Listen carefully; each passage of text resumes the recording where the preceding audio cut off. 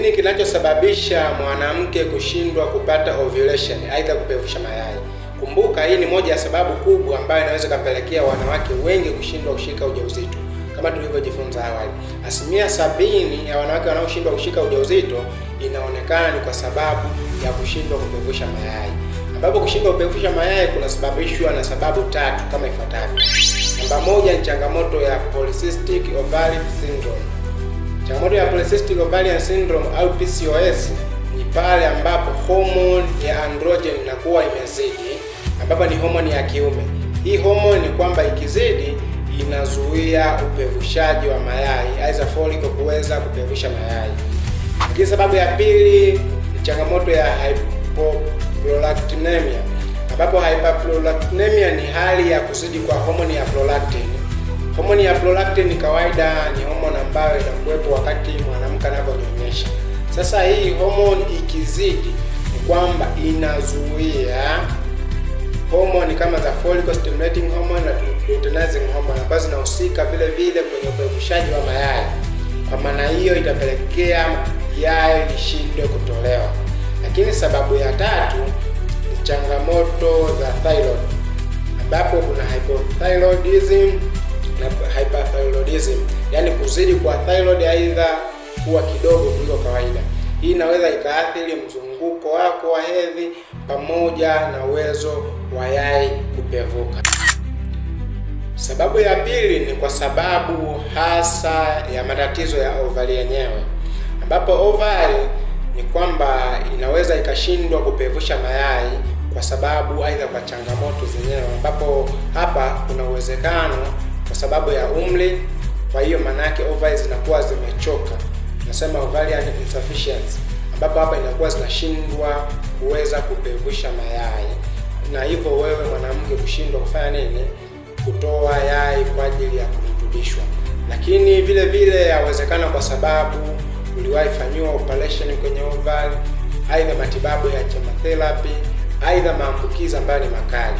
Hivyo inaweza kupelekea vile vile ukashindwa kupata ovulation yako. My lord, I wonder. Yeah?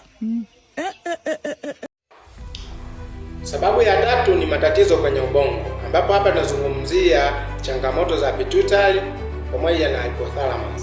Kwamba hypothalamus kama itashindwa kutoa hormone ya gonadotropin releasing hormone, aidha pituitary itashindwa kutoa follicle stimulating hormone na luteinizing hormone, ambazo ni hormone zinazohusika moja kwa moja kwenye upevushaji wa mayai kwenye ovari.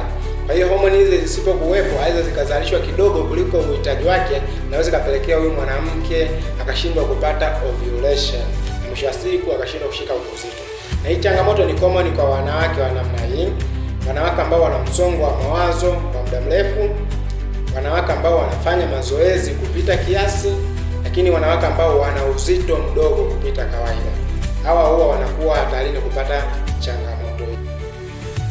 Sababu ya nne ya mwanamke kushindwa kupevusha mayai, aidha aneovulation, ni kwa sababu ya mtindo wa maisha, lifestyle, ambapo hapa kwa mwanamke ambaye hasa ana uzito mkubwa kupita kiasi, aidha uzito mdogo kuliko kawaida, msongo wa mawazo kama nilivyoeleza.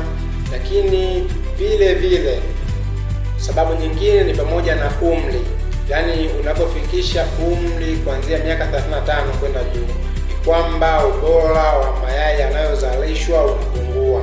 Kwanza yanabaki mayai machache, lakini hayo mayai machache yanayozalishwa yanakuwa hayana ubora, na ndio maana tunasema ni muhimu sana kupata lishe bora pamoja na virutubisho kwa ajili ya kwenda kuongeza ubora wa mayai. Niache na changanyikiwa mchungu wangu kweli. Akili zangu niko. Baadhi ya dalili za aneovulation ambazo unaweza ukaziona ni kwamba kupata hedhi sio kuwa na mpangilio, irregular period, lakini kuto kupata hedhi kabisa ambayo tunaita changamoto ya amenorrhea. Lakini vile vile inaweza ukaona kushindwa kushika ujauzito kiurahisi, lakini vile vile kupata dalili za homoni za kiume, ambapo utaona chunusi nyingi mwilini pamoja na kuota nywele. By the way, hizi changamoto ukizitibu kwa wakati utapata ujauzito vizuri kabisa, kwa sababu wengi waliosaidiwa waliweza kushika ujauzito. Kama wewe ni mwanamke ambaye umesumbuka na changamoto hii kwa muda mrefu, basi hakikisha unawasiliana nasi kwa ajili ya msaada zaidi. Naitwa Dr. Elisha. Usisahau kutufollow na kusubscribe kwenye channel yetu ili uendelee kujifunza. Naweza ukashare na mwingine ili pia ajifunze. Asante.